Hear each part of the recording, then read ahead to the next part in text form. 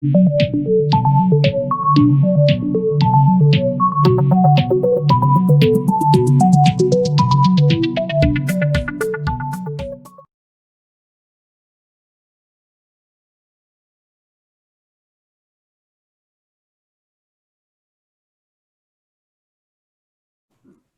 we go.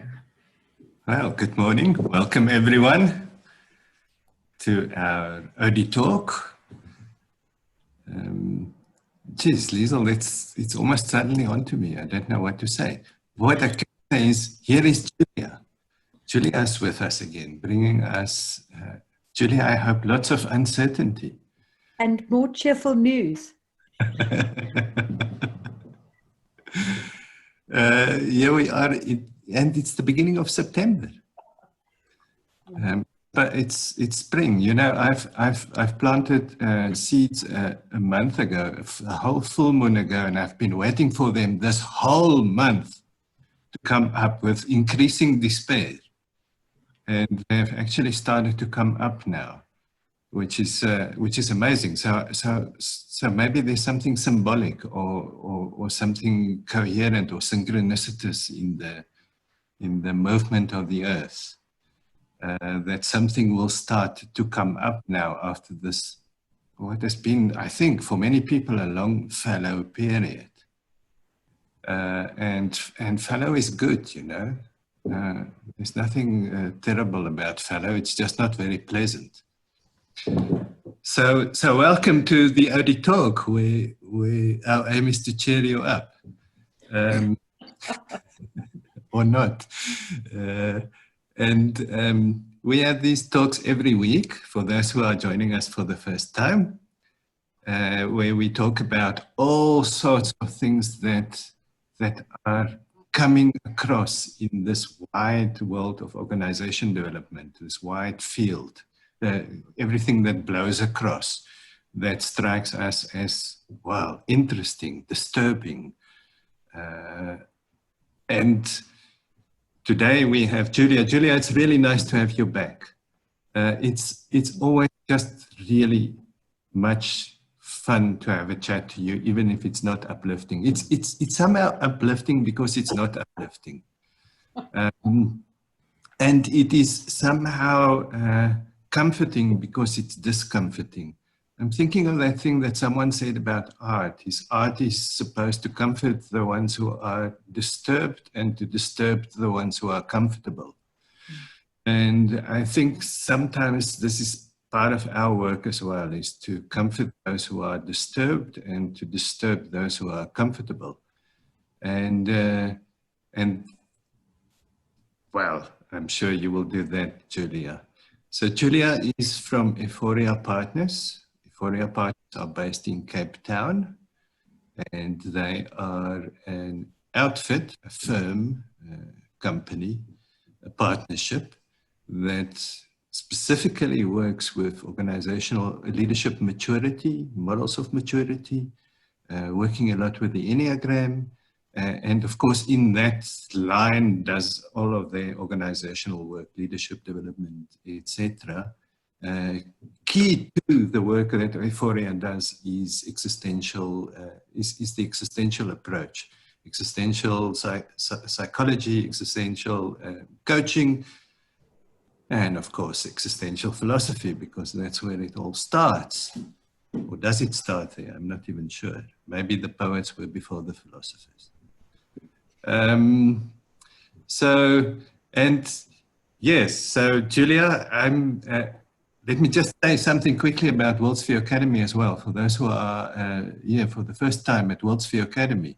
Worldsphere Academy is an organization development outfit. I like this word outfit these days because it's more vague. Worldsphere Academy is an academy, very specifically. An academy, and you know what an academy does. An academy fosters great conversations. It fosters the development of understanding, knowledge, insight. And the purpose of Worldsphere Academy is very specifically to enable organization development practice by developing organization development interventions And then very importantly, by providing an organization development, academic or educational offering, where we enable organizations to build their internal organization development capability. Part of this is also so that we can have more people inside organizations who speak the same language. And the same language, of course, is a big language with many dialects, but I do think we sort of understand each other when we talk to each other, even if we misunderstand each other. You know, misunderstanding is a very important part of dialogue. David Bohm, when he describes dialogue, he says that dialogue proceeds by small misunderstandings.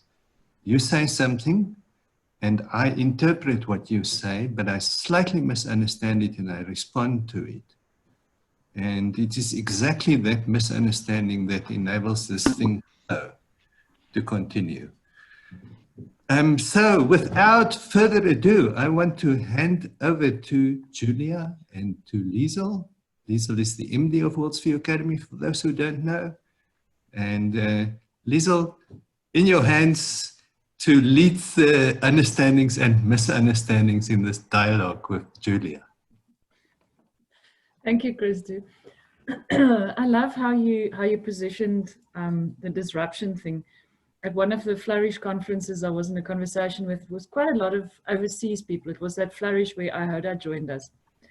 And what we decided in the one session is that HR exists to create stability and OD exists to disrupt that stability and bring change. So yes, that's why we're here. I just want to quickly say also for those of you who joins often or that's here for the first time, we decided for next week to not get a speaker or a topic, but for next week to go and say for, I think it's almost 6 months, we've been checking in daily with lots of people for, I think it was 4 months, and then it became twice a week. We've been having these OD talks for, I think it's the 17th or 18th one now. Next week, we're unpacking that. We're going, what have we learned? What have we seen? What sense have we made and not made? And how confused are we now after 6 months of all these conversations? And it's going to be a fun one. I don't know if it's going to be uplifting or not, but let's see. Yeah, so me and Julia had a quick chat in preparation for this talk, and we were talking about leaders behaving funny in this time. And just thinking about all these check-ins that I've just mentioned that we've had. In the beginning, we were a crowd of around 15 people every single morning checking in. And some of those people were OD practitioners, small consultancies, and some of them were in corporates. And just hearing how leaders are handling this, and it was almost a continuum of over-communicating, over-caring, over-checking in, like suffocating their staff, to the other side of the complete opposite, where there's no communication. The communication that does happen is just, you will not be getting your full salaries this month, speak to your manager. And this feedback we're getting from a manager who didn't know that this message was coming. From people who right in the beginning refused to let their staff work from home because her words were, I cannot control you if I can't see you, to other people who were fine with it and then eventually having no choice but to let go of the micromanagement and the command and control. And then we saw funny behaviors, and we saw ups and downs, and we saw waves. And we also, I'm certainly one of those people who, especially in the beginning, were reading every single Harvard Business Review and McKinsey article that came out on how to lead in this time and what the books and the theory says. And most of it was talk to your staff, care for them, check in with them, know what's going on in their lives, like their family and everything else. And then we hear that a lot of our clients were experiencing the opposite.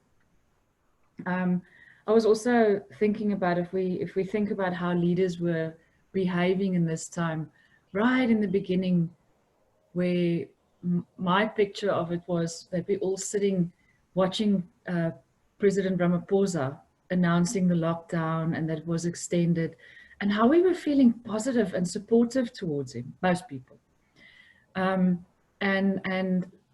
wanting this man to be right, and to look up with such hope that we are being led in the right way, to that breaking down completely into going into the opposite way, where we lost trust and we were angry and we felt that it's a nanny state and we're being controlled. And there's such high expectations, but also such blame often being placed on leaders. But then in this context of everything just being so uncertain and so disrupted and so scary for everybody, that I certainly personally, it's been really hard. It's been really hard. And sometimes you're so busy worrying about the rest of the world and your staff and your organization and your family and your friends that you don't always check yourself and reflect on what it is you're doing and how you're reacting and how you're leading. So yeah, Julia, I hope we can dig into some of that stuff, or throw some theories and interesting perspectives in there. To everybody, I'm going to be watching the chat for Julia. So whenever you have a comment or a question, please pop it into the chat function, and I'll be sure to ask the question. Thank you. Yeah, just as a little warning, I'm busy controlling my temperature with a small rumbling heater. And because I'm very ADHD, I turn it on and off and on and off. This can be irritating. So I ask that if you can hear it and it's driving you nuts, just say, stop that, Julia. And I'm happy to stop that. So thank you for the introductions. And let's have a look. So I wanted to talk about leaders committing suicide and amputation today, and really to try and give you an idea of what I've been looking at in the last sort of 4 years as part of my doctorate. Now, I've been stuck in this, and it's complex or it's very simple. You can choose how you want to deal with it. I will try and represent both views so that you can take away what is useful to you. I've tried to reduce the theory, but it just always comes back to that goddamn Heidegger. And I just think that despite all of the bad things that we know about him, he has so much valuable stuff to say that we actually just can't ignore him. But he's really hard to understand. And yeah, but he has to be here. I'm so sorry. So I've repeated stories and I've repeated ways of thinking, because in some ways this is complicated stuff, in other ways this is very simple, and you will just know exactly what I'm talking about. So I just wanted to start, because it's a small group, then we don't have to do anything complicated now, but do any of you have an experience of feeling stuck? Do you know what I mean by getting stuck? Yeah. I'll show you. Oh, where is this? Yeah. Hi. No, Julia, I think that was somebody that just joined. Okay, well, hello. So it's anybody got an experience of getting stuck somewhere, preferably in a leadership role? Anybody up for sharing this morning, or no? Hi, this is Pietro. Can I talk? Hello. Yeah.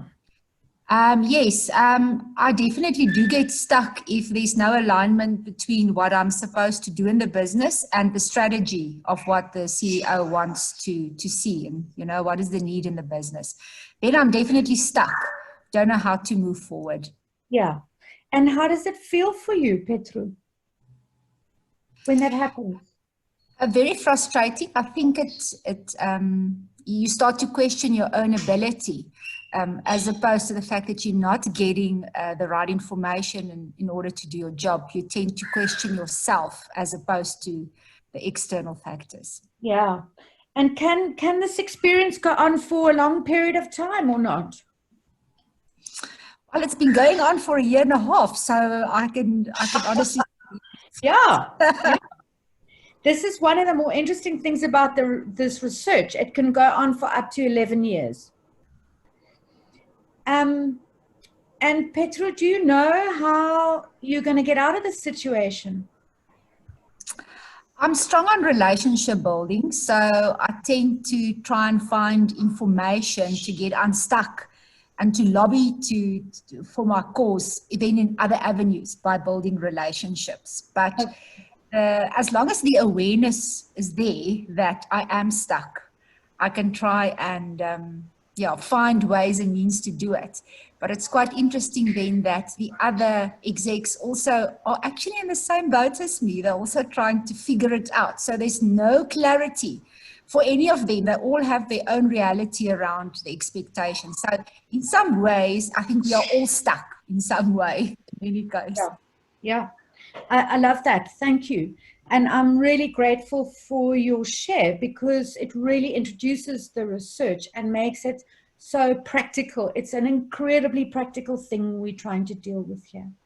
And so we have to kind of hold two stories. The one is like a lovely big Heidegger philosophical kind of version of it. And the other is this really nasty, frustrating, debilitating, destructive experience of stuckness. So I'm going to go quite fast. So it's part of a doctorate, and I'm just going to put this in because I think it's useful. So my focus is to build a theory and a process for stuckness and liberation. So I'm spending less time kind of like exploring the phenomenological, the sort of the experience of stuckness than maybe if I was doing a different type of research. And the research kind of came about because I could never understand why such a fabulously empowered person such as me could get stuck for 7 years in a position that I couldn't understand how it happened. I didn't know what happened to me. I used to have so much mobility. And suddenly I was just absolutely stuck and desperate and helpless. And so it's that experience that I'm hoping to understand. I've done a lot of reflexivity related to my own therapy, individual couples therapy, group therapy, and coaching around my own stuckness to try and understand what are the processes inside me that made that happen. And I've done a lot of work over the last 5 years in stuckness, teaching MBA students a course on leadership stuckness, and in diversity and inclusion. And I think some of my major learning comes out of the work in diversity and inclusion.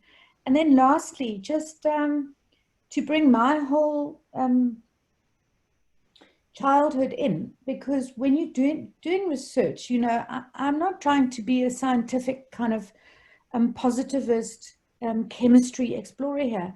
I'm bringing a certain kind of view of the world, and that view is informed by my childhood and by my personality, by my orientation, and in particular by my capacity to work in groups and what happens to me in groups. And so I'm just warning you that the way I interpret data comes from my experience of the world, and that this is legitimate. So this is a bit about methodology.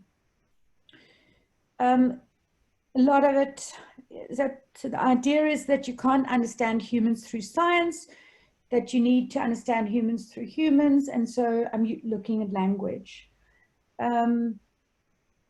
the participants were none of them are white. And I think this is absolutely fascinating, because when you see the results of the research, then you might ask questions like, would Black people have the same experience? And it's a part of whiteness that maybe you don't always see, and a part of whiteness in South African business that you might not see. So because of the nature of the research, I didn't have to get like a demographically relevant sample group. And I think that this has led to some interesting results. So I want you to keep race and gender at the back of your head when you look at the data. I'm just rolling. You all cool? All right, thanks. Thanks, Roy. I love a thumb. So what I'm going to tell you is a story. And you can see this as a very simple story of exclusion or of bullying. But I want to invite you to see this as a story of people trying to be human in an inhuman world. So it's a story of white people trying to be human in an inhuman world.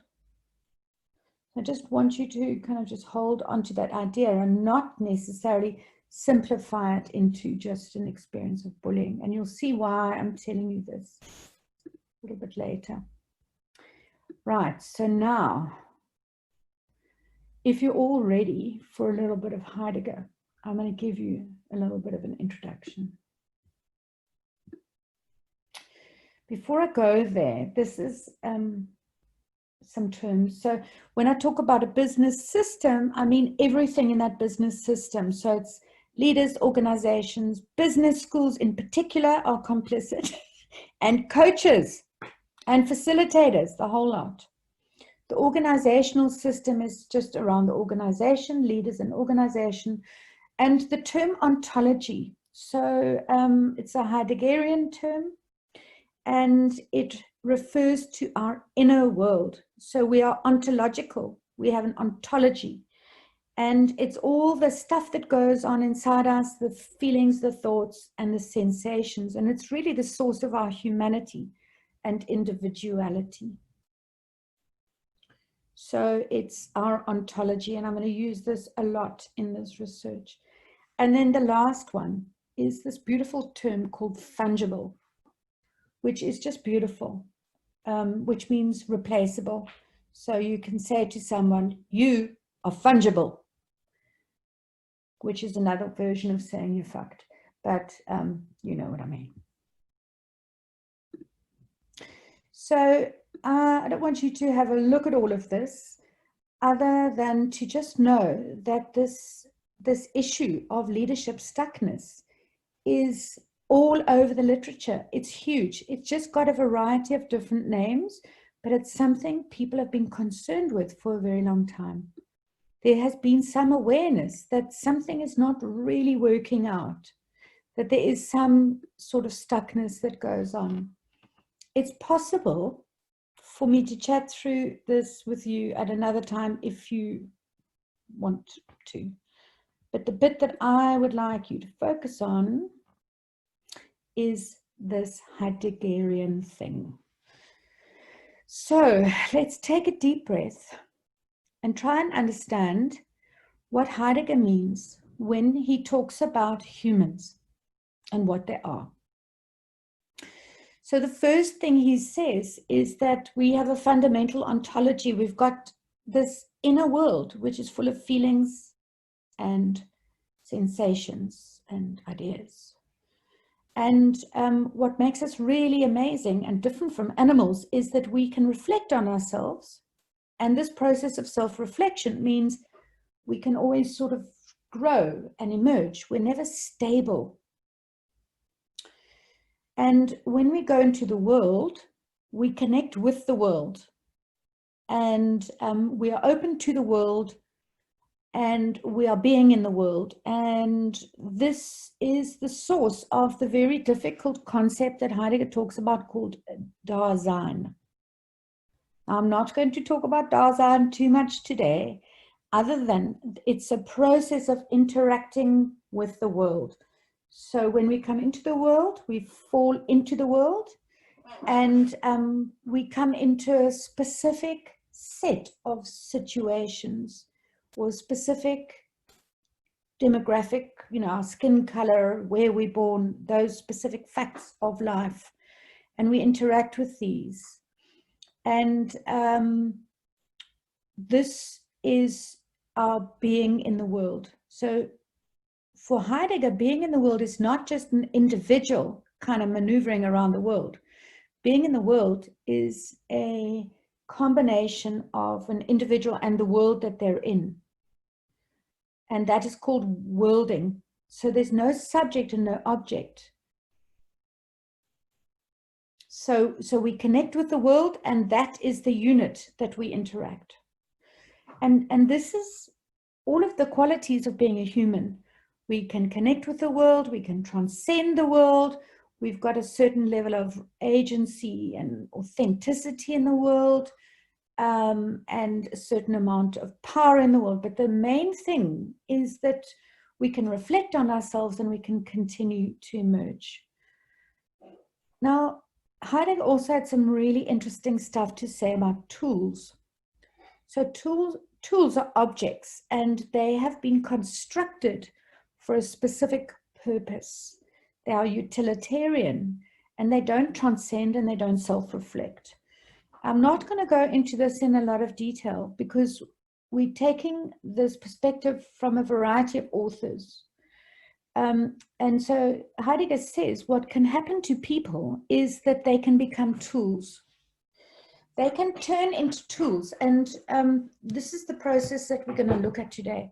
And they turn into tools that become something that is useful or at hand for a certain function. And when people turn into tools, then they lose their self-reflective capacity and their emergent quality. So their identity gets stuck. So a good example of that might be, I'm a data processor. So I'm not a human, I'm a tool at hand. So there's the wonderful work of Biko and Heil, and he took the Heideggerian stuff and put it more into a corporate context, because of course Heidegger didn't really live in the age of corporates. And Heil speaks about another thing that happens in the corporate context, and that is embankment. So this is when humans not only become tools, but they become assets.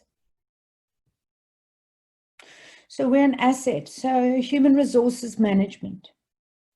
Humans as assets. They're not humans, they're assets. And so they lose their capacity to be self-reflective and emergent.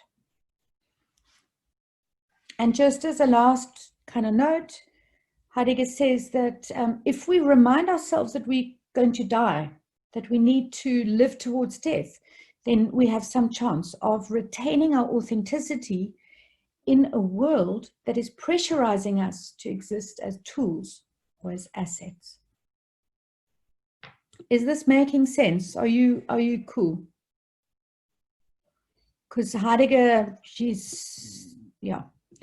So now what I've done is I have included this here. This is a special note in case you need an explanation of what I've just said. And if you suffer from insomnia, then you can read this and you can fall asleep and you can know Heidegger more fully. So it's just basically a repeat. Now, I wanted also to come in with a couple more philosophers on this issue. So Sartre is very much like Heidegger and hugely informed by him. And he says that humans are, he calls them being for itself.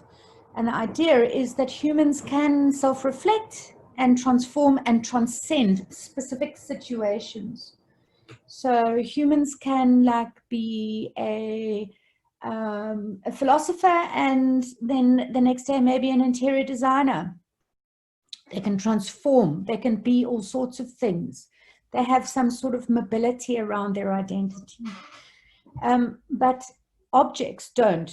You know, a stone is a stone is a stone. So it's very similar to the Heideggerian thing. But Sartre's version of it is that you either are you're essentialized, you turned into an object either by how people look at you or how you look at yourself, or when you refuse to take responsibility for living a life as a human. So the look is when somebody looks at you and says, oh, you're just a refugee, then you've been essentialized into one part of your identity, not into a full humanity.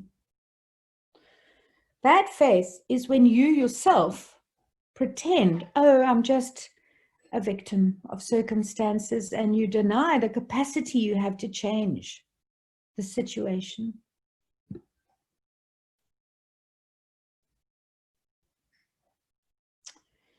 So in a way, Sartre kind of laid out the framework for this whole business of humans being turned into objects.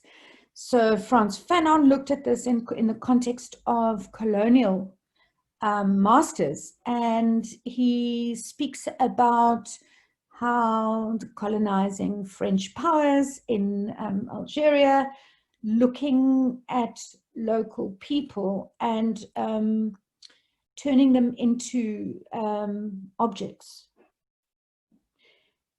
through the gaze, you know, the patronizing gaze of the colonial masters. And Fanon said a lot of interesting stuff about how this causes mental disorders, which is really interesting.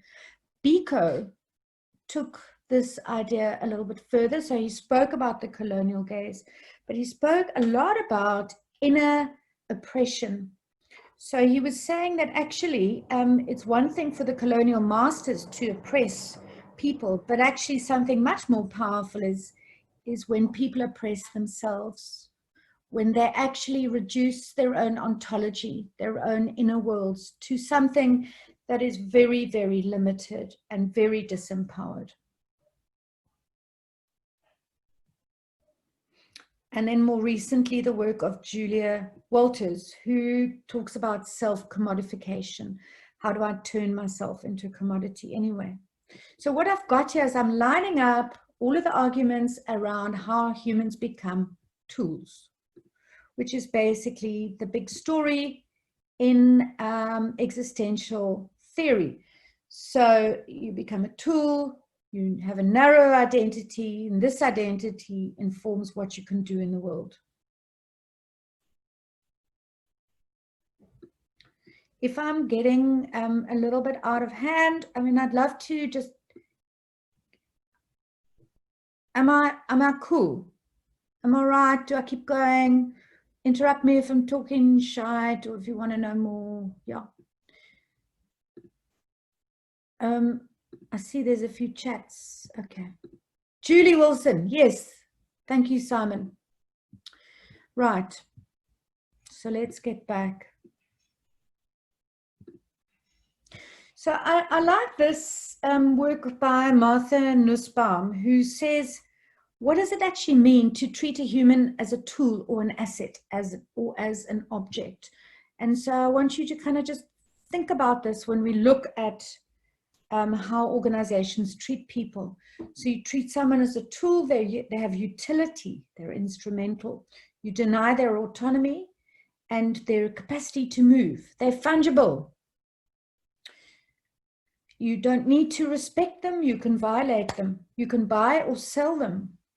You treat them as if they have no feelings, or if their inner world doesn't matter. And in particular, if their inner world doesn't add value.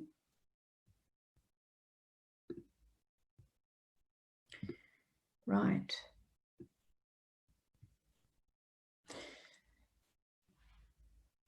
So Do you want to read that? Or do you want to just ignore the words and I'll talk you through? Okay, cool. So basically the story here, and it's from Heil, it's largely informed by the work of Dominique Heil. So business is attempting to create itself as a science, much in the same way that psychology did.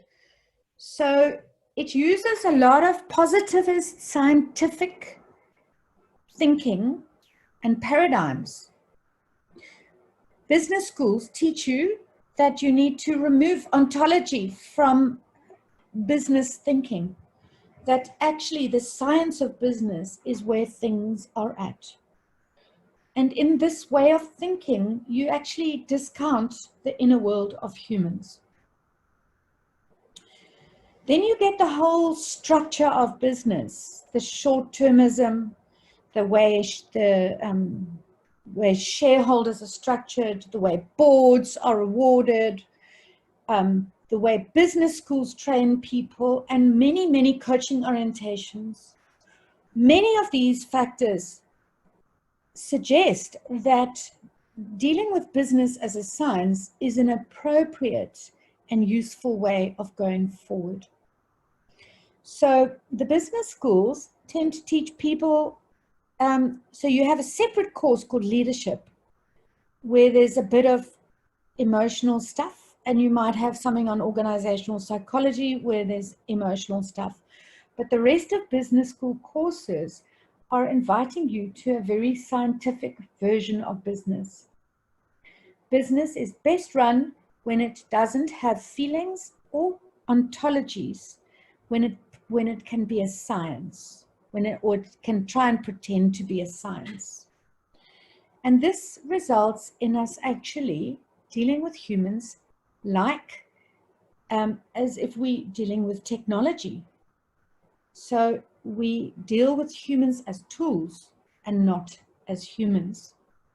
They become objects which are bought and sold. Their fundamental ontology is not considered important unless it can in some way bring some sort of utility. So I was thinking about this idea of charisma. You know, when organizations buy senior leaders, sometimes they go, oh, we need someone with charisma, but they're looking at charisma very often in a purely utilitarian way. So how can this charisma do this thing? And then there's a wealth of literature which kind of suggests that organizational identities really struggle to transform, resist transformation hugely. You know, it's like that parenting thing where you get people implementing their parents' recipe for life. And actually their parents' recipe for life comes from granny, and granny's recipe life you know, and so on and so on. So you're working off a recipe for life from like the 17th century. And those recipes are incredibly resilient. And one of the reasons why is because of the way they deal with difference. And that's the focus of this presentation. Right. And then just a small note with some of the more dearly beloved philosophers, which is you can only become a human through another human. You can't become a human by yourself. You can't become a human in relationship with technology. You need other humans to be a human. And this is incredibly important when we look about what we can do with stuck leaders. Okay, so you're starting to get a picture of the story I'm going to tell. Julia? Yeah. Beatrice had a very interesting comment there. Beatrice, do you wanna say it rather than me read it? Okay. Beatrice, yeah. I've just unmuted myself. Yeah, I was just about, when you started making your comment about business schools and leadership development programs in business schools, I was just about to write a comment in the chat about how these things are playing out in so-called leadership development programs. And I'm involved in some of those things from a coaching perspective. And a very key thing these days seems to be about leading in a digital age.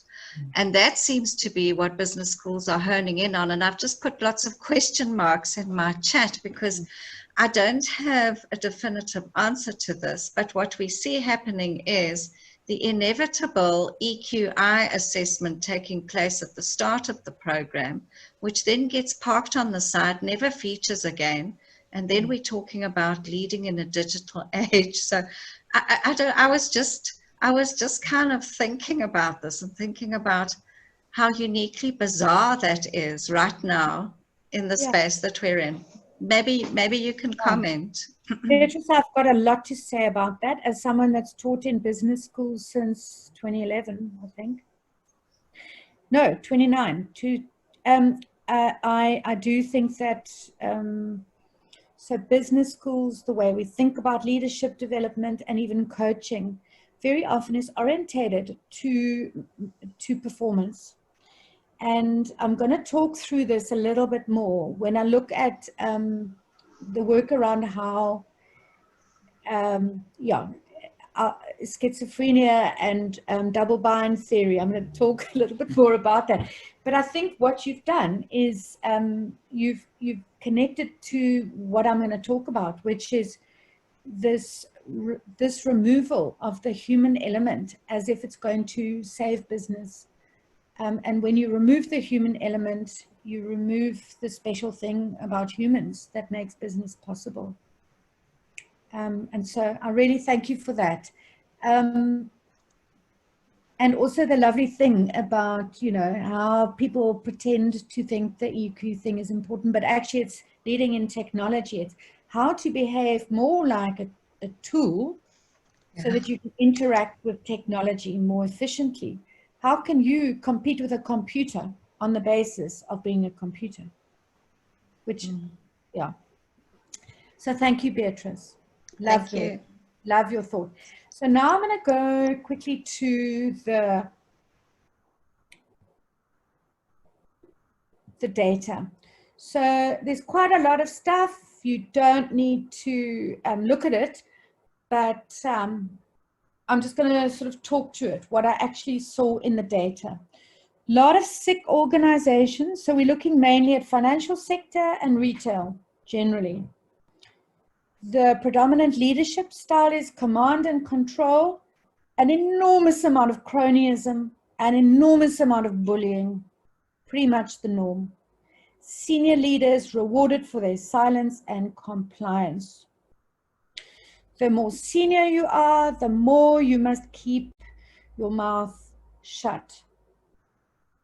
The more you are required to lose your own identity and take on the values, behaviors, and attributes of the organization.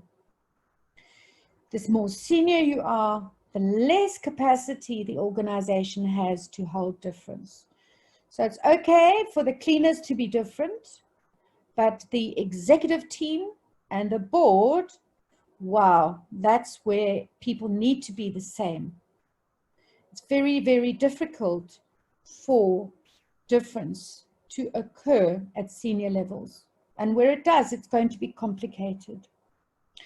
Then one of the other interesting things that came out was that all of this was happening, but that actually senior or sort of executive performance, it's really hard to define it. There's so many sort of qualitative things there that it's very difficult to say what executive performance actually looks like. And this is complicated even more because the people that are going to evaluate you are the same ones that require your silence. And then there's quite a lot of data which I won't go into, which is about organizational structures and executive oversight. Sorry, there's a typo there. But basically, the executive teams are able to do pretty much what they want to do. Boards are not understanding what's going on in the organization, or if they do, they're often seen as complicit in what goes on. So you see where I'm going. Now, let's have a look at this.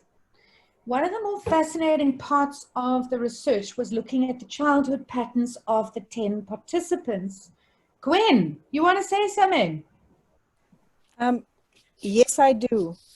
It's in the line of what you've just said. And the fact that we expected to keep quiet and toe the line as you raise up the ladder. I'm a very outspoken, honest individual. I say things as I see them, which got me to be in a space of stuckness, as you say. In other words, the other word you use. I was told that I have no regard for the how to do things. Yeah. Nothing wrong with my delivery, nothing wrong with the way I present things and do things, but my how is a problem. Yeah. And that points exactly to what you were saying a minute ago. Gwen, thank you. Thank you so much for that. I'm really grateful. I'm really grateful that my research is validated, but that it actually does reflect people's experience. And so now my invitation to you, Gwen, is to look at some of the stuff going on inside the participants and see if it's relevant to you, because, you know, the participants in general are strong, outspoken, ethical people. And you sound similar. I can't see a picture of you, but you sound like... I don't know how I look on that picture, so I haven't shown you a picture. Okay, all right. I'll show you for a minute. I don't think my hair it should be, or any of those things. Well, we're happy to have your hair in whatever shape. You know what is really interesting is, so you, it sounds like you're a little bit self-critical. I am. Yes, I am. I'm one of those people that, that's me. Yeah, hello. Hello there. I'm one of those people that whenever I do something, I criticize what I've done if it hasn't been totally up to standard. Yeah.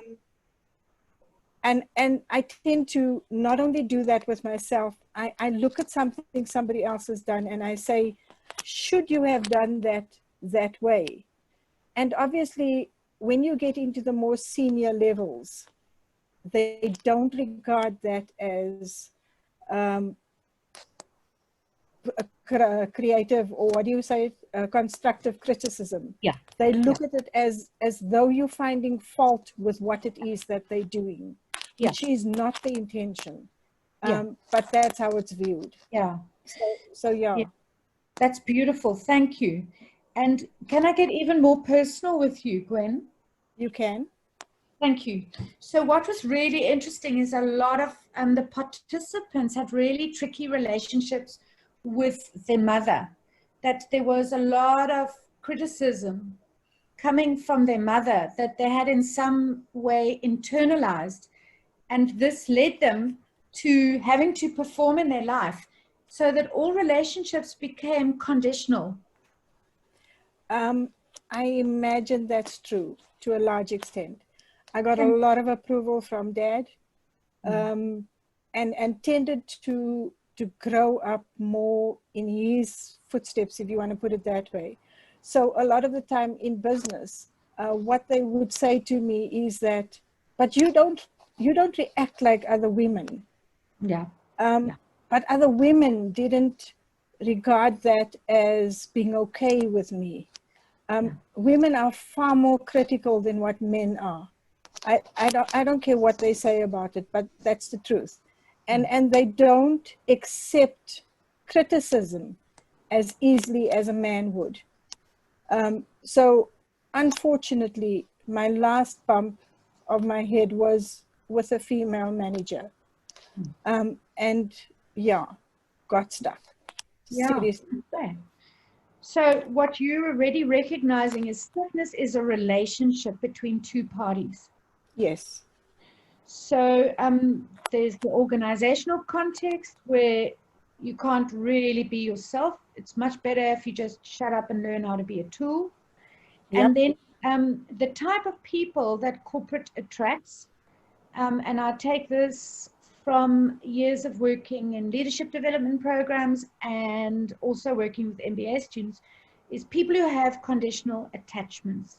So Bowlby's done a lot of work on attachments, and there's 3 kind of basic attachments. The one is secure.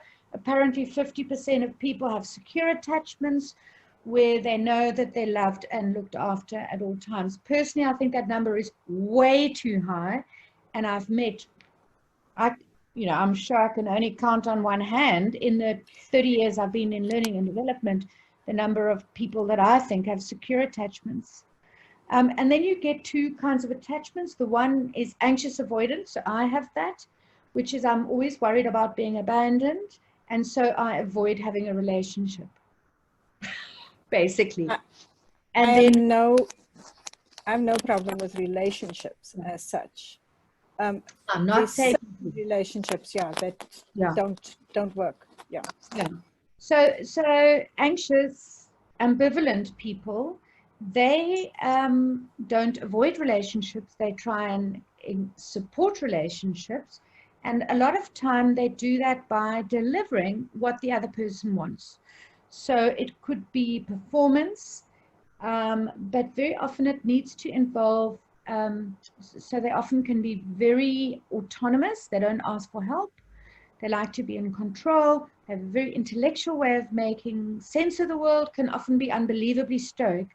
My participants, some of them sat in a stoic position, like 9 years of hell. Like that is stoic. They're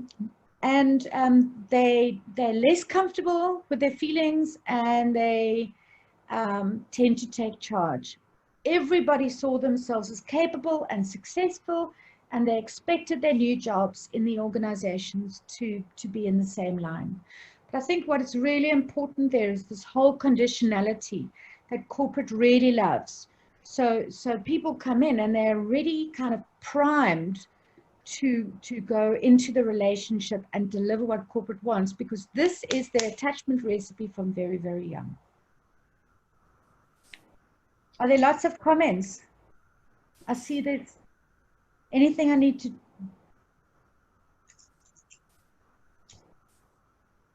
Okay.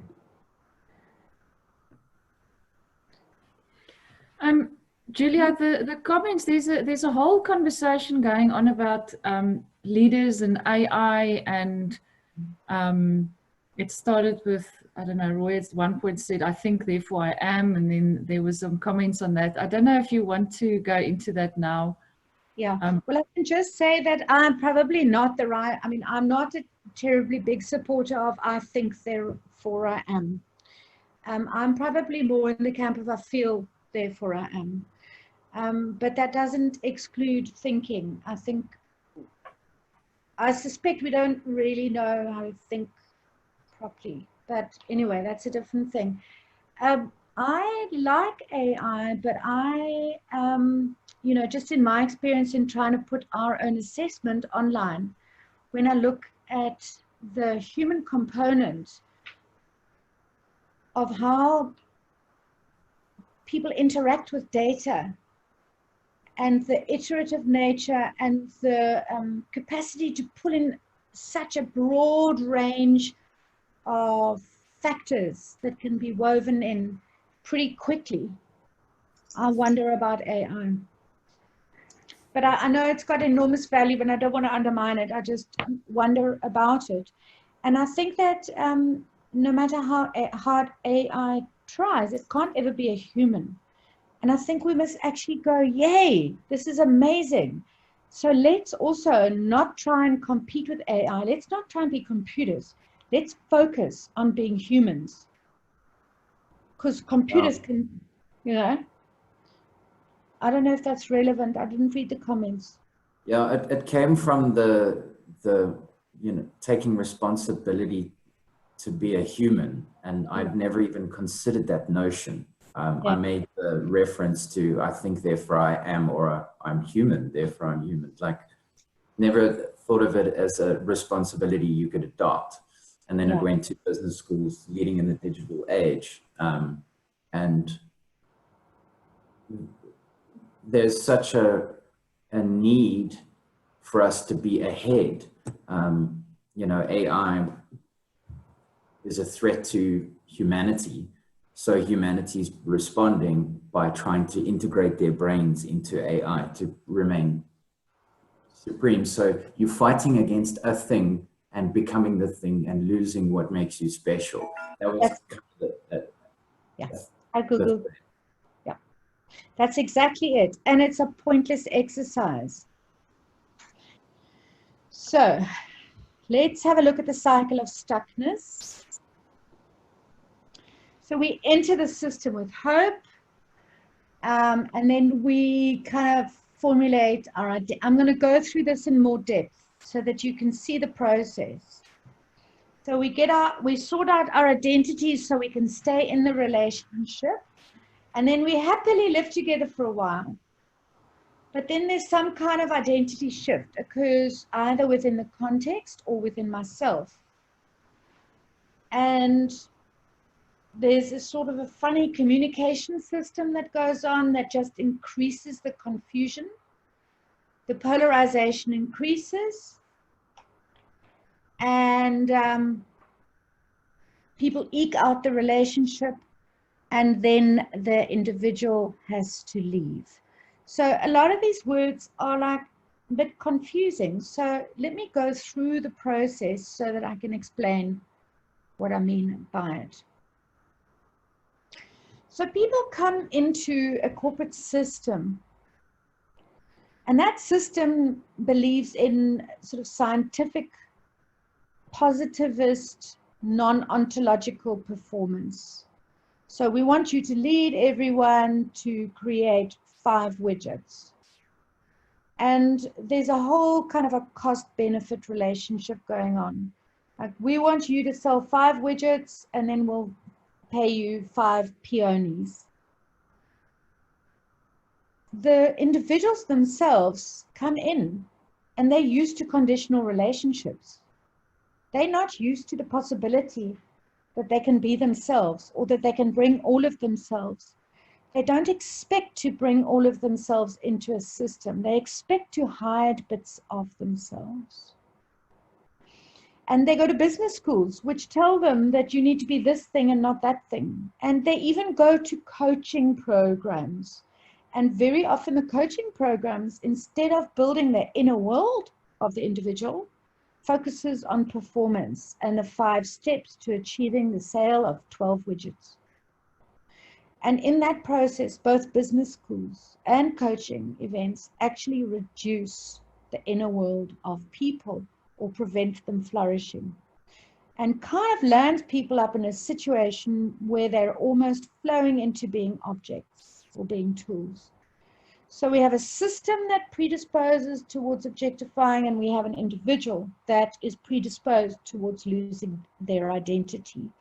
Or, in another language, people that are predisposed to amputation and suicide.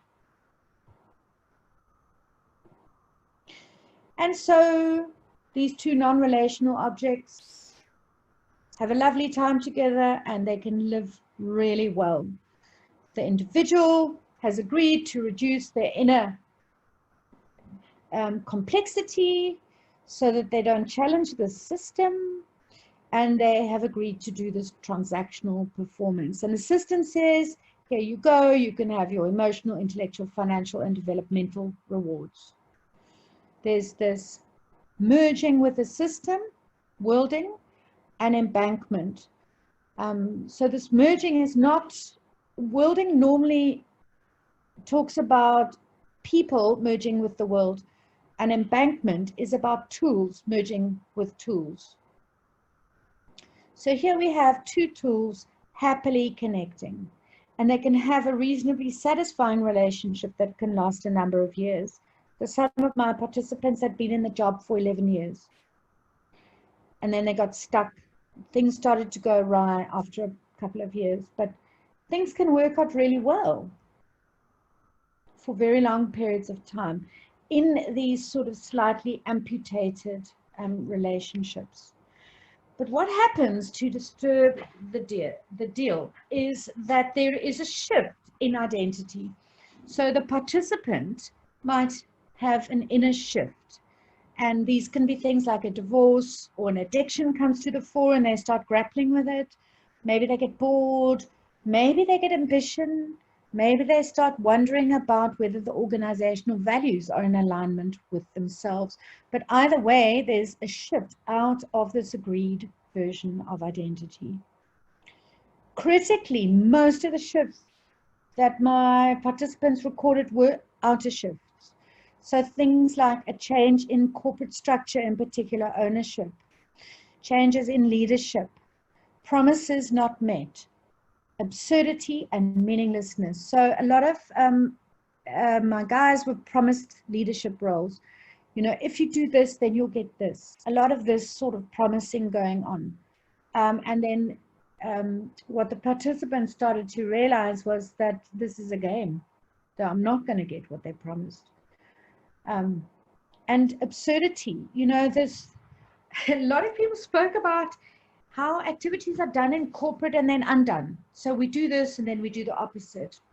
And there's this enormous waste of labor, a lot of absurdity, a lot of whimsy around where resources are going to go or how we're going to respond to things. So we get this shift in identity, and now what happens is the participant gets a flood of realization.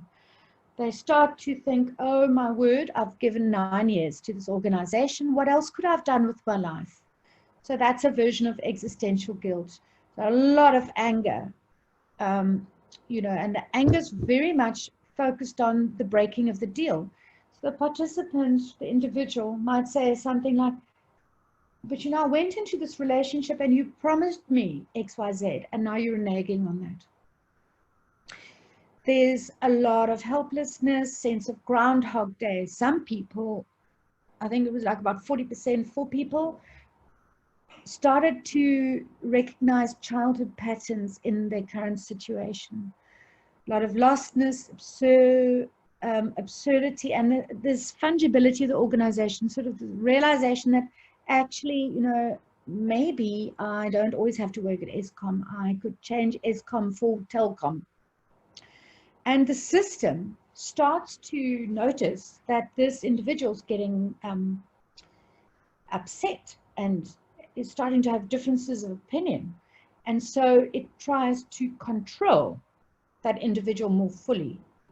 And there's a lot of blaming, scapegoating, management, performance management, and some level of fear and helplessness and confusion. But the problem here is that everyone, the system and the individual are objects. They've amputated some of their identity, and so their capacity to be agile in a changed context is severely limited. So objects can't transcend because they only have one version of themselves, and very often that one version is context specific. When the context changes, they can't transcend, and so they lose traction, and we're going to talk about that more fully. So how are you all doing? I'm just trying to see what's happening.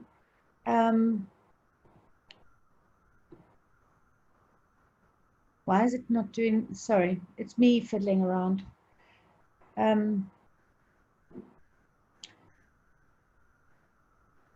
Okay.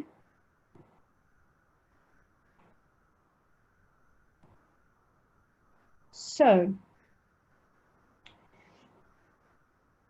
I wanted to talk about this thing. That I'm having a bit of a moment of insecurity. So I want to do something so that I can see you all. Suddenly I lost my capacity to see you all. And I like to see faces, to see if, thank you, Nchachamba, to see if you're okay, if you're with me in the story, or if, yeah. Okay, I'm just checking in with you. Right, cool. I'm rolling again. Thank you. It's lovely to see your faces. I'm just having a nervous moment here. Julia? I just want to check with Gwen whether her hand is still up or raised again. Yeah, yeah. Gwen, where's Gwen? There. Gwen. Gwen. No, no, it's not. Is it up? Okay. Yeah. No, I'm it's gonna not up. leave it. Thank Okay. you. Righty-ho. So should we go on? I like the way you described what shifts in people. Yeah. Yeah. Like the catalyst for change. Yeah. And the contextually relevant identity. You know, I am a this, and Yeah. a this can't exist in this new space. Yeah. Therefore, I don't belong. I can't move. Yeah, I can't move. And, you know, I think this is where the COVID stuff kind of comes in because, you know, it's like I am an executive and I operate in a business that does repetitive processes and that doesn't need to deal with the trauma of COVID. So when this comes in, I'm actually quite helpless. Julia, this realization of stuckness, do you find it at all levels of maturity? Yeah, it's a good question. I do, but I think it takes different formats.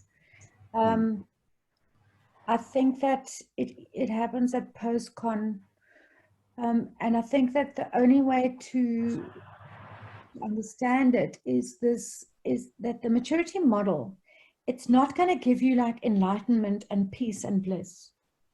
You're going to keep repeating those hideous childhood patterns. Okay, so maybe you have more idea of what you're up to, but you still repeat them. And it's because of that that we enter into these relationships that require amputation. In the Keegan sense of the model, you know, Keegan says that at some point you become independent of needing others or trying to serve others or trying to belong or trying to get appreciation from others. And that is a sign of maturity. And I don't know what to make sense of that, but I just did the Keegan assessment yesterday. And I think I scored very low because I'm incredibly needy of humans. Anyway, so let's just think about that. I saw Beatrice had her hand up. Yeah, Beatrice, thank you for helping. Yeah. Yes, thank you. Can I ask a question? A long time ago in my own corporate stuckness situation, which was quite significant for me, when I started feeling truly out of step and out of sync, I think after a long time of reflection, I also realized that I felt like a persecuted victim. Yeah. Does the persecuted victim persona come into play in terms of some of the research that you did or have done? Yeah, it comes in very soon. Absolutely. And I want to speak to it because it's absolutely part of the patterning that an individual brings in, but also part of the constructed reality that happens. It's one of those dreadful things where one repeats and recreates. The next thing I want to talk about, and Julia, can I ask one quick thing? Yeah. And it might be something for the end, I don't know, but I mean, that model that you've created there is incredibly complex and yet really simple. And it's a wonderful map of a socially constructed process. I think it's brilliant. And that's come out of the data. So you've sat with the data and that model's come out of the data. And I'm wondering, and I don't know the answer at all, would you plan to go back and check it with the participants and kind of say, you know, was it like this? How does that, before you submit? Or how does it sort of evolve to the point of submission with some participant kind of interaction or not? I would love to do that. And I've spoken about that with my supervisor, and it's not really the norm. So I'm kind of using this event to see if it rings true. And then some of my participants that are a little bit closer to me I will go and talk to them, but some are not that close. And in fact, one's not here anymore. Well, that's the other interesting thing that I've left out, is one of them did actually commit suicide. But we'll talk about that. And he was the colored guy. Yeah, but we'll talk about that when we get to the race and whatever. So one of the things that I noticed, in fact, Simon and I spent a couple of years doing our internship in a home for people with schizophrenic symptoms. And we did some research on that, and there's some really interesting stuff on something called double-bind communication. So that kind of idea comes from Bateson, and then there was a psychiatrist, R.D. Laing, who developed it more in the context of schizophrenia. And it's this idea that the family system gives these conflicting directives or injunctions to the child. So, for example, the child is absolutely dependent on the family system for survival. And somebody in the family system says, you must perform or you will be fired. Or you must be a nice, polite, you must get a job, for example. Then the family system will give a second and contradictory injunction. For example, go to bed now. So in the work context, what we find is you get a lot of double-bind communication. For example, the one piece of communication, people might say, perform or you'll be fired. But actually, the primary injunction in organizations is fit in or you will be fired. Actually, it doesn't really matter if you don't perform, because your performance is only going to be read through the context of fitting in. Just saying, we're coming back here, but you can see where I'm going. So what happens when you have these two contradictory communications is that people stop moving completely. So they don't know what to do, and so they stop moving completely and they start to go inwards. And that's where some of the damage is done internally.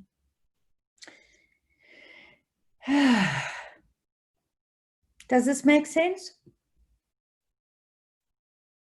So corporates giving conflicting instructions, on the one hand, perform, the other hand, fit in. Which one must dominate? So in this situation, there is increased polarization. So the system no longer kind of can tolerate this person who is different.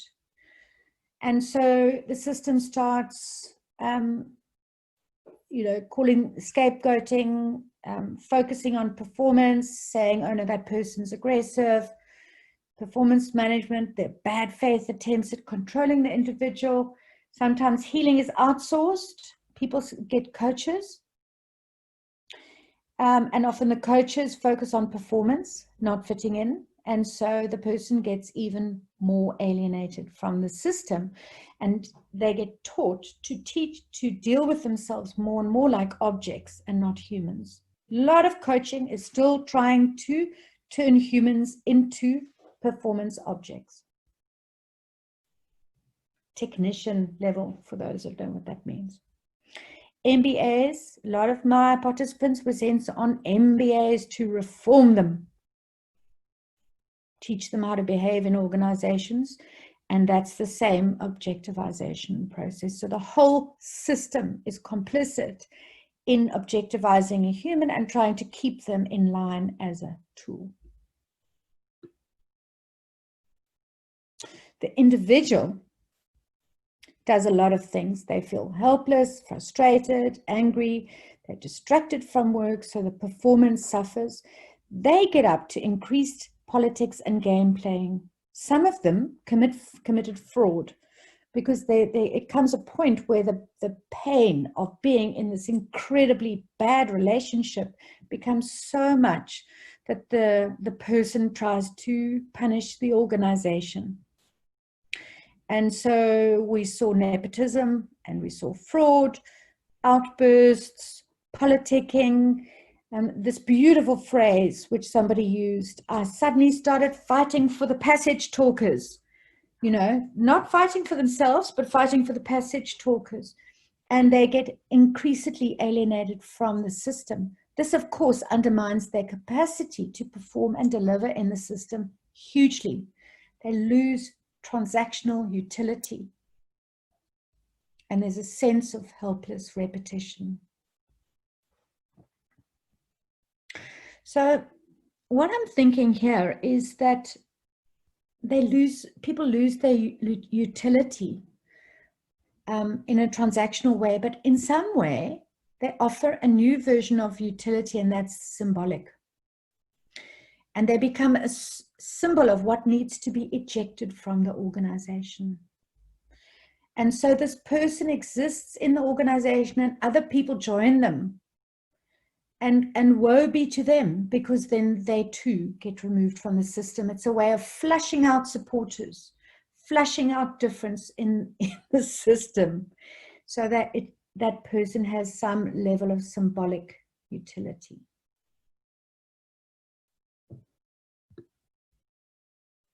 How's this going down with you? Is it a bit too wild?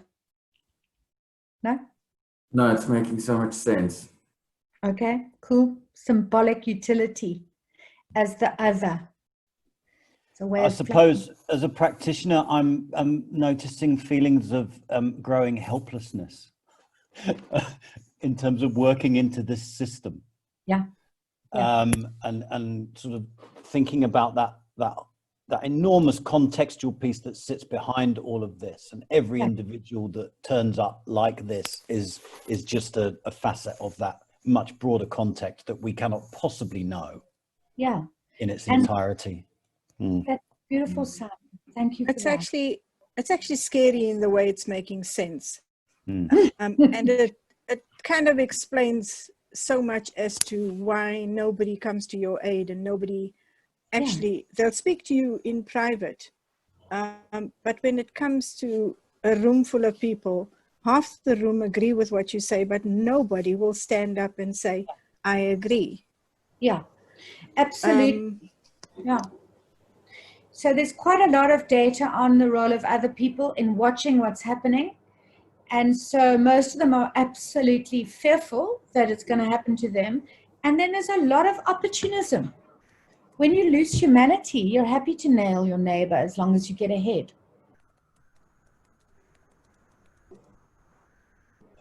Yeah. That is so right. That is so right. And so wrong. What's disturbing for me, to follow on what Simon said, is how, as practitioners, we are often called in with the expectation that we will be complicit in this. And you know, fix that person because that person is not fitting in, or raise the spirit of this specific group because of this or that. And it's just, I mean, our role is always expected to be incredibly instrumental, and in the end focused on this performance thing, and then a whole ideology of fit leads to performance. And exactly. Gwen? And then the most disturbing thing about all of that is the most optimistic person in the room about what's going on is then nailed as negative and not good for company morale. And so, you know, we get called in because an individual has been identified as being a problem, not the system. I'm going to talk a lot about this. And so we really need to think about, exactly as Krista says and Simon says, what is our role here? Like, we're complicit in this deal.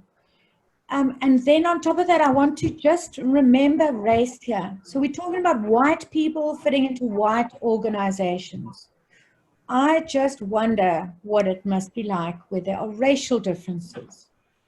So just sitting there, and we'll get there. Krista, just to your point, you're absolutely right. We are expected to be complicit. But then I would say it doesn't mean we have to be, of course. And often I find myself operating in very non-complicit ways. But then if you're not a good practitioner. Yeah. Don't you find that also? Depends how you define good. Next time. They don't hire you next time because you don't fit in. Yeah. And that we have to accept, I think. And that does happen. We've been thrown out of organizations because of that. Yeah.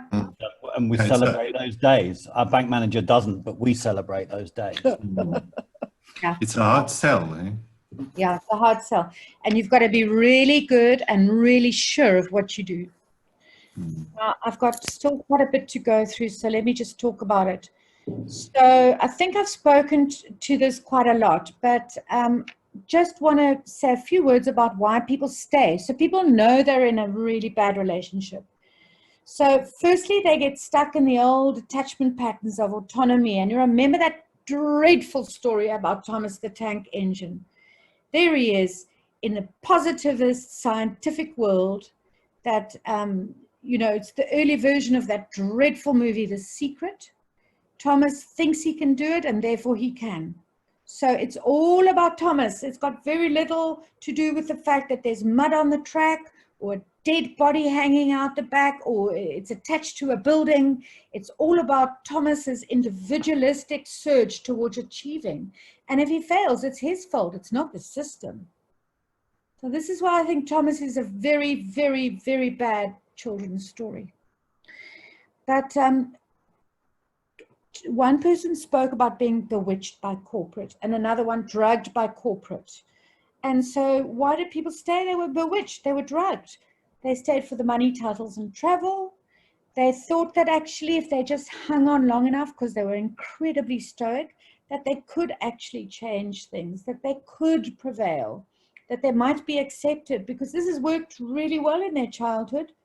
Finally, they stopped being bullied at school and people said, wow, you got an A for matric. It's that kind of mindset.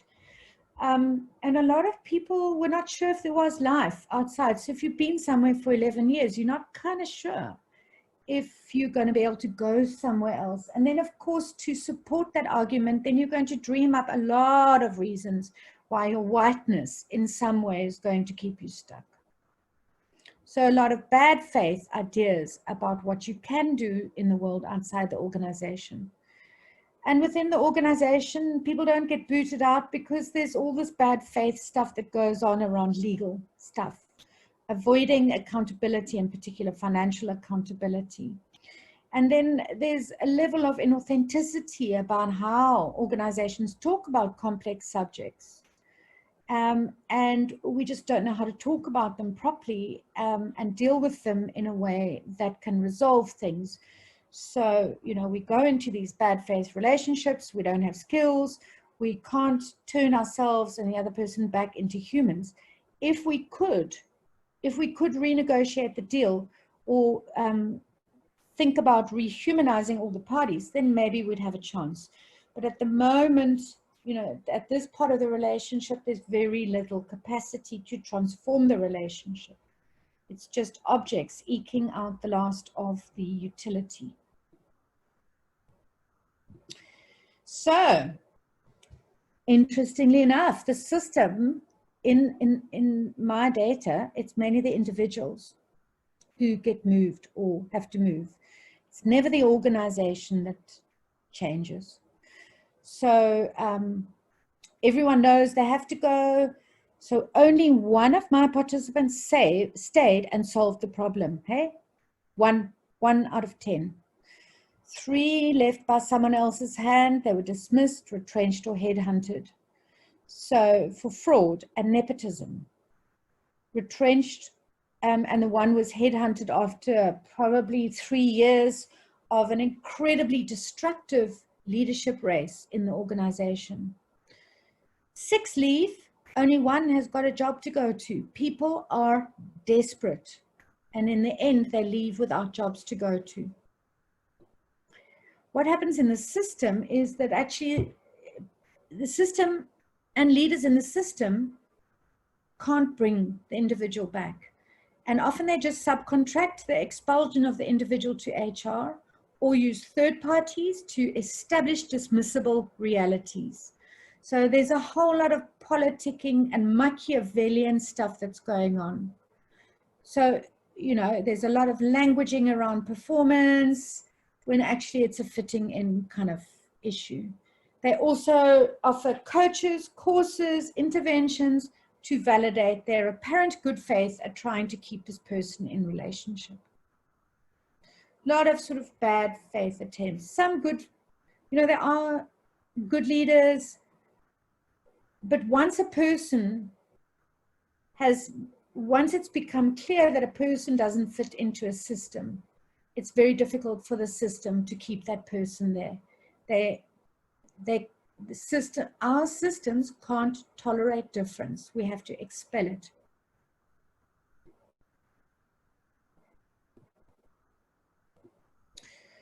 Right, there we go.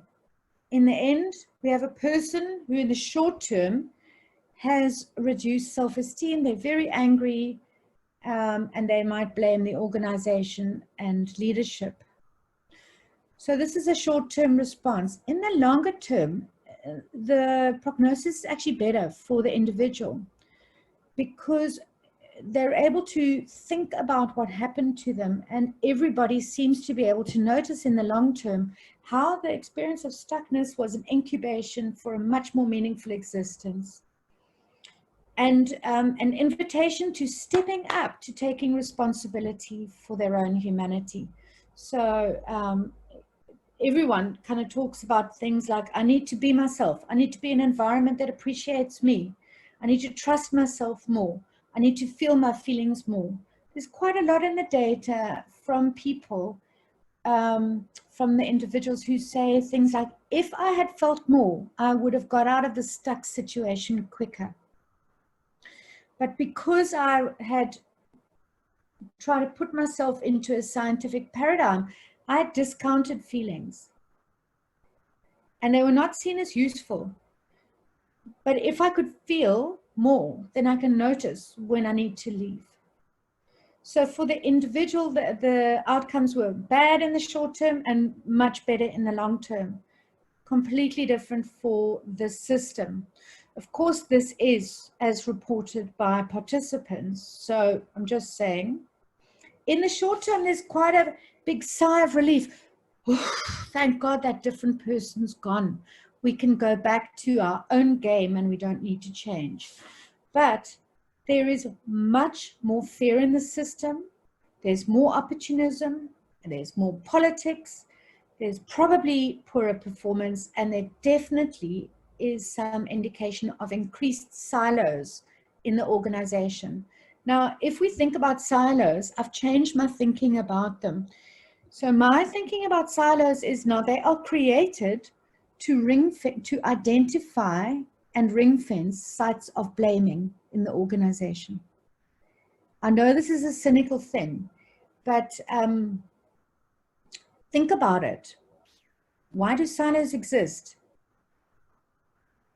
Why is there separation when it's clear that an integrated organization is much more effective? Well, these are projections of leadership personalities and creation of sites of blaming. Does that make sense? Makes me think a little bit of that. I think it was in a different where he speaks about group processes and the person who holds the shadow of the group. Yeah. And if the shadow of the group, so obviously the group wants to get rid of the person who holds the shadow of the group. Yeah. But then someone else must carry the shadow, or the group as a whole must carry the shadow, and it gets deeper entrenched. Yeah, exactly. Exactly. And we see that pattern, you know, I've seen in some retail organizations where I've heard white leaders complain, oh, black leaders, they come in and they don't fit in, they just opportunistically move on, someone else offers them more money and off they go. But the projected part of the white leader is the opportunism that is projected onto black people and then gotten rid of. And then another person is brought in to play that same role. And yeah. Right, so trying to get some more kind of something around a definition of stuckness. So it's a relationship between two objects, and it's organized to meet a utility. It has to deliver something. And the system goes in and generally doesn't make much accommodation for the individual, but the individual might require, they might be required to amputate their identity or possibly get rid of it altogether. That's the suicide. So you arrive, you come with an amputated identity or some other identity that you learned at business school. And it is from that that you're able to form this relationship of two objects. There is a contextual change, and because you're two objects, you can't transcend and respond. You just don't have that level of agility. So your capacity to perform is undermined, you have no traction, you have no meaning. Now, what happens to break up the system?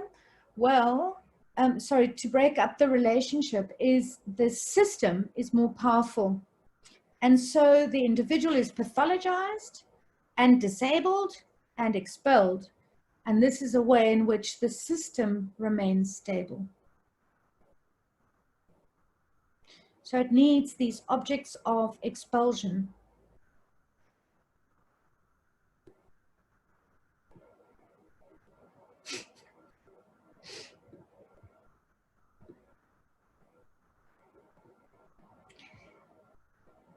Some final thoughts. Well, certainly this business of, as practitioners, we've got to stop seeing the individual as the problem. Because if we do that, we're actually complicit in the system. The individual enters and has some responsibility for accepting this relationship. But for a lot of times, this is some kind of repetition compulsion.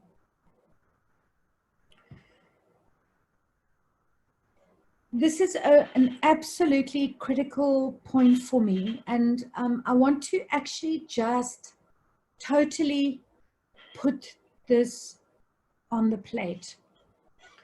And I want to tell you about Battalion 32. Does anybody know who Battalion 32 is? So Battalion 32 is a troop of Angolan soldiers.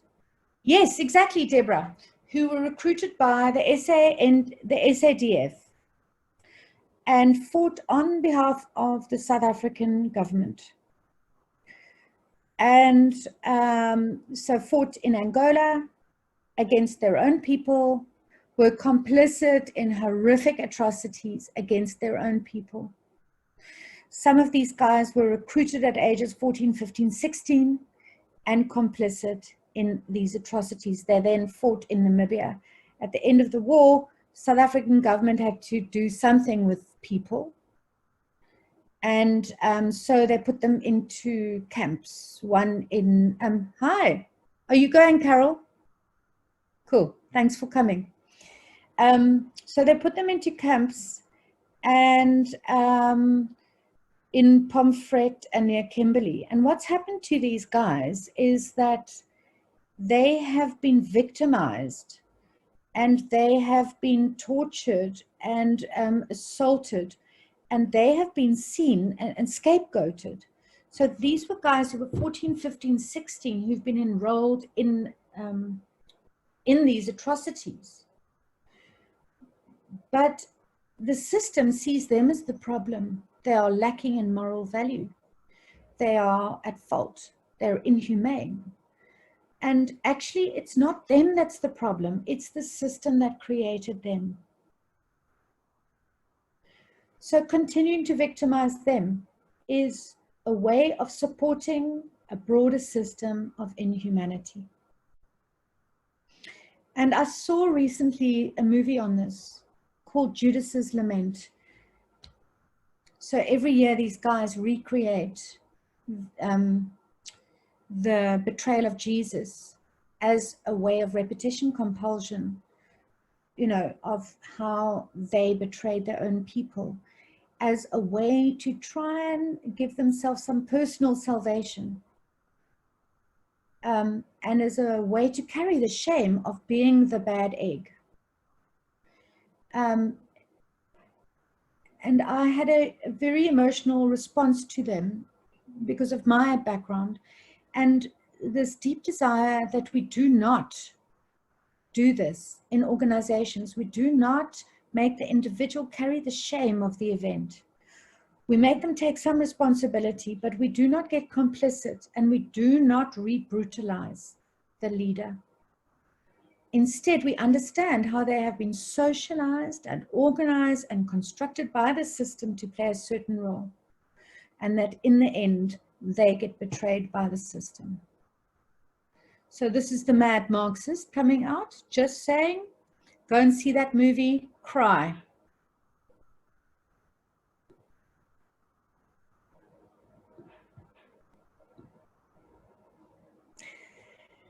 Okay, but you know, this is a much bigger system. This is a much bigger story, actually. We're talking about a way of thinking about relationships and couples. We're thinking about how teams work. We're thinking about how countries work and refugees, and we're thinking about how genocide works. Because all of these different ways of removing elements from our relationship are based on the idea of turning humans into objects.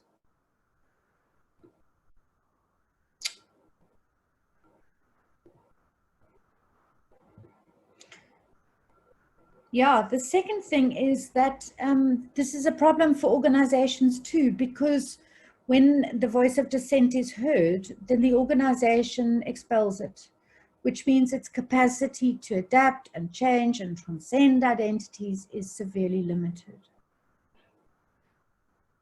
This is not useful in chaos. So some of the kind of recommendations that I'm going to come up with are things like, we've got to try and find a way of validating and retaining difference in the system. And one way to do that is to retain and promote staff ontologies, the humanity of people, because it's through that the difference will come in. And we have to make sure that everything we do contains an ontological element that reinforces the value of being human. You know, even the process work, even the sort of re-engineering work must have an ontological element. The moment we think we can only do science in organizations is the moment we risk our people. There's maturity. There's the business of listening to stuck people, and ban interventions that exclude ontologies. That's me being a little bit fascist there. And we have to think about this business of who's responsible for fitting in. Is it an individual or is it the system?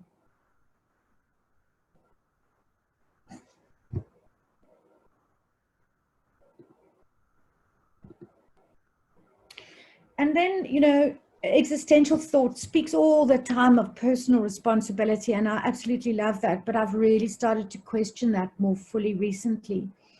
That actually the context is really so unbelievably critical.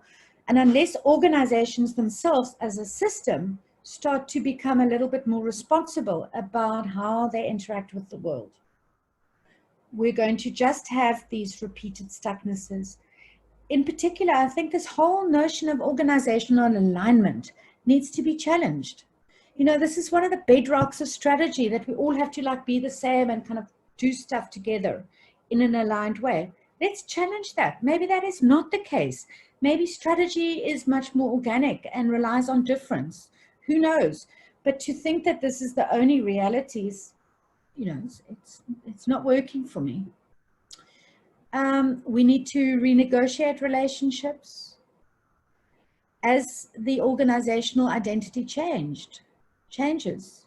We're finding that in our own business. In the beginning, our business, we had a deal where we were going to get this from it. Now that is no longer possible or available. So now how do we renegotiate the relationship with the business so that it's meaningful to all parties? We can't just let it drag on. Performance has got to be clarified. And then the board has actually got to be in the organization, because in most of these examples, the CEO controlled the narrative that went to the board. And there was a lot of gaslighting going on.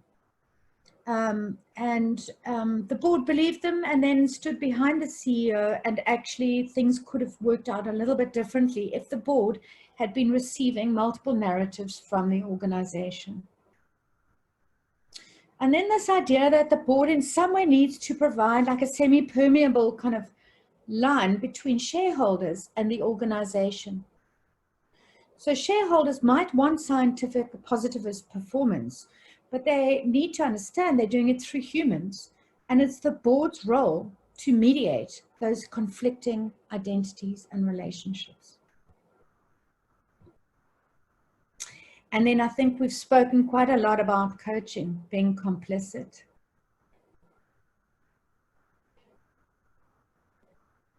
Julia, can I ask the notion of organizational responsibility? Yeah. And I don't know why, but I'm thinking back to the double bind thing, and I haven't thought this through fully, but so there's some kind of relationship between the organization and the prevailing system. Yeah. And what is the maneuverability of an organization who implicitly or explicitly takes on the message of this is how you survive?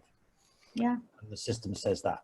Yeah. How responsible can the organization be without the system, whatever we call it, neoliberalism, let's call it that, because that's my watchword at the moment. How does the organization maneuver around that and take responsibility when it's do this or die? Yeah. I think that's a profound and wonderful question. I don't have the total answer, but I know to look for the total answer. And I think the place to look for the answer is in the loss of binaries. Mm-hmm. So it's possible that shareholders might adapt their deal with organizations. It's possible that the neoliberal system might adapt. It might be part of its public relations approach. Or it might die. Or it might die. And in fact, most of the indications are that it will at some point. Yeah. Soon. Yeah. Yeah. I don't know. I don't think it has an answer. I'm curious about what level does the intervention and the soul searching happen, I suppose. Yeah, and I think, you know, Simon, when like we did that really big proposal for the rejuvenation of an SOE, and we did that map of places to engage in this shift. And so you've got a problem with an SOE, so you could engage in the stakeholder grouping and what they expect from the SOE. You could engage at the shop floor level. You could engage with managers. You could engage with a D&I intervention. You could, you know, different places to engage with the system. And that is the right way to go about it, is to try and spread in that sort of Snowden kind of way interventions right through the system, instead of doing as we often do now, which is target the individual. So one positive sign is that now we're doing less targeting of the individual and more team targeting. So, you know, it's funny, is actually that like we have realized there is a contextual thing there, but it only is broad enough to like go to the team. But actually this whole thing is part of a much broader system. And we have to really, really, really, really watch out for scapegoating the individual. Sometimes there are rotten eggs, and lovely, get rid of them. But in the majority, they are not rotten eggs. They are people who want to serve in the way they best know. Just as the Battalion 32 guys. Right. So it's really, it's very complicated solution, but it's actually probably really simple as well. So it's about protecting our humanity at work, and the inhumanity is both structural and individual, and we're all culpable in this process. So these are three very simple sentences that are unbelievably complex. But a good place to start might be with protecting and developing your own ontology, so that when you go into situations that demand you to behave as a tool, an object, or an asset, that you're able to maintain your own humanity in some way, and that you're able to not be complicit in the system, and in that way deliver some important and useful value to organizations. I wanted to just end with a kind of a discussion. Is that all right? Okay, so anybody who wants to talk, how do you feel about the participants?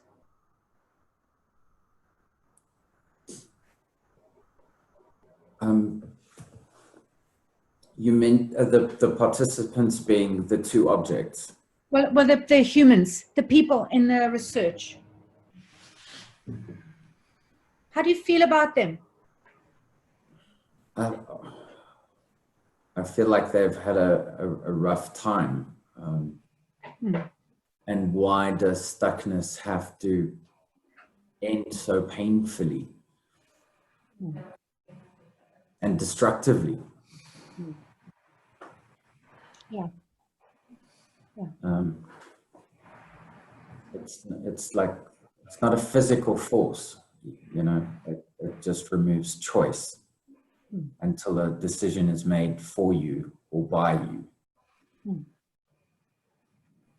Yeah. It's an interesting, it's really, really interesting. Just, I've been scanning my own personal experience and spotting things that you've been mentioning. So it's ringing very, very true, externally and internally. So, you know, and I've removed the race sort of lens. It's just a human in a system being utilized for a purpose. Yeah.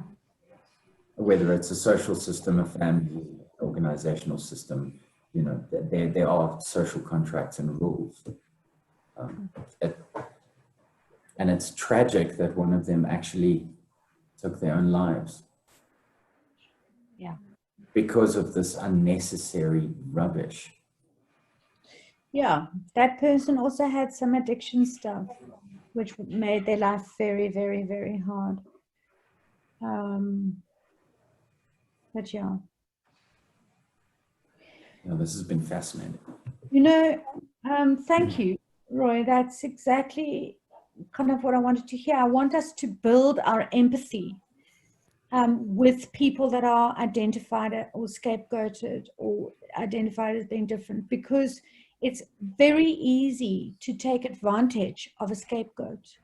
There's nothing quite so delightful as making oneself feel better by identifying someone else as the victim. And it requires quite a lot of discipline, especially in organizations, for us to look after these scapegoated people. So thank you for that. And I'm coming back to race, but I see Simon wanted to say something.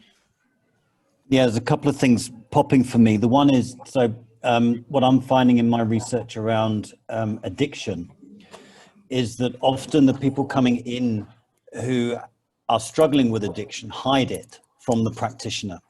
And so I'm wondering, because it's not in my best interest to give up what actually is keeping me in place, so to speak, or that makes my life livable. And I'm wondering about that with stuck leaders coming into coaching, the extent to which the coach needs to work with a hidden phenomenon, and how you even uncover that there's stuckness there in the first place, and how they know. I don't have a question, I'm just sort of wondering about that, because it's a hidden phenomenon, right? Well, it's also, they're ashamed of it. They're ashamed. Yeah. So they hide it. They are ashamed because they clearly are grotesque or bad in some way. And they know this because the organization is repeating the same words that their mother told them. And they say, help me be better at dealing with the situation that I'm in, as opposed to help me get out of this dreadful stuckness that I'm in. I guess there's also fear involved in there. Yeah. Because if you come with an admission of being addicted or stuck, the reflex of the social systems around you is to eject you. Yeah. Definitely. Yeah. Yeah. Does anybody want to speak to the racial aspect of this that I kind of was thinking about in this research? Hi, Julia. I'd like to add to that actually, and I was thinking about that. So, and maybe to give a bit of my background, I also spent just over 8 years in corporate. And I think what was so interesting for me was that majority of the participants are white. And it's very particular to my story, but you know, a lot of my kind of conversation with my friends was it's a Black experience, you know. The Black people were the ones who would come in on a diversity, but there's no real inclusion. So, you know, come into the house, but don't touch the furniture, don't suggest any walls, different colors, don't change the music, just kind of sit down. And for me, I think it's quite, it struck me that, you know, all of us are not comfortable because all of us want to bring ourselves, whether we're white, we're colored, we're Black, we're male, we're female. And maybe that's, you know, and it speaks to one of your solutions, that the root into this is rooted humanity. The roots will never be about, let's make the board 50% female and representative of all colors, because we'll get into some stuckness. It's almost like a guaranteed part of the system, because it comes with the system. And if we can all just come back to our humanity. But then I wanted to ask a question to, how do you as a coach honor someone you're coaching who is in the system? Yeah. You know, honor them by, in all the different ways, because staying can be a form of suicide, but leaving can also be a form of suicide. And will the system ever change if everyone leaves? Yeah, you know? Yeah. Well, the situation stays stable because difference leaves, and difference is shamed, and the difference that comes into organizations is courageous, beautiful, and adventuresome, and seeks to change the world, but it is shamed and told it is redundant and lacks performance and utility. And the shame means it's hidden. So my sense also, like, you know, one of the things that apartheid taught Black people was that they were inferior. Now we see that same repetition kind of coming in. Oh, actually, you are inferior. You know, there's a kind of what Dominic Heil would call hermeneutic circle there. I think that the situation is simple yet complicated to remedy it as a coach. The first thing is when somebody comes to you for performance coaching, don't do it. Just don't do it. Just say no. Because, you know, it's very, Beatrice, I'm coming to that. It's very difficult to know what's going on. So before you can do performance coaching, I'm being a bit silly and flippant, but find out what is actually going on there. Is it a fitting in problem, or is it a performance coaching? How is performance defined? And if you are going to do performance coaching, you must do it from an ontological perspective. You mustn't do it in a technical way that turns that person into a utilitarian object. So Beatrice, absolutely, it is complex. There is such a thing as bad eggs and toxic people, and it's not that simple. But I think that we should assume that most leaders want to do good. You know, I find it really interesting that there's a lot of individualistic scapegoating of leaders going on at the moment. So there's a lot of stuff about psychopaths, about narcissists in suits, and about different kinds, you know, identifying different kinds of individualistic pathologies. And, you know, I do think that some leaders are narcissistic or whatever, but I also think this is another attempt for the system to blame and scapegoat individuals and not take responsibility. This is another version of neoliberalism, which Simon spoke about, and the work of Julie, which is that neoliberalism creates contexts that are problematic, and then it blames the results on the individual.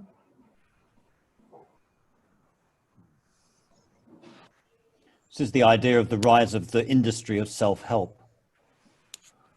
You know, the self-help industry wouldn't be there unless the responsibility had transferred to the individual.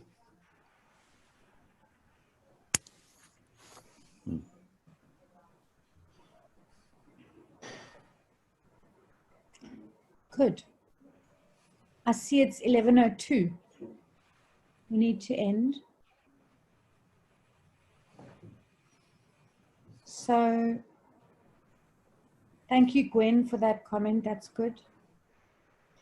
I just want to say thank you so much for listening and helping me grow in a little bit more in confidence around some of my findings. And yeah, thank you. And thank you, Liesel and Roy and Crystal, for having me. It's been cool. Yeah, and thank you for coming back, Julia. We love having you. We'll have more of these. Thank you for your time. I know you put a lot of effort into this, but as you said, it's part of your research anyway. So I'm so glad we could have been part of this and we got to share in it. I'm just going to read Deborah's comment here. So Tijan said, many thanks, Julia, for your delightful approach and insights. And then Deborah replied and said, I agree. Your presentation was graceful, gentle, caring and scientific. Oh, and isn't that a beautiful combination? I love that. Thank you. Thank you everybody. for setting it up, Liesel. Thank you. Thank you very much. When it's your first And time Roy. that you joined now, recently, we're here every Wednesday. Okay. Thank you very much. Thanks, Gwen. Thank you for your contribution. Thank you, everybody.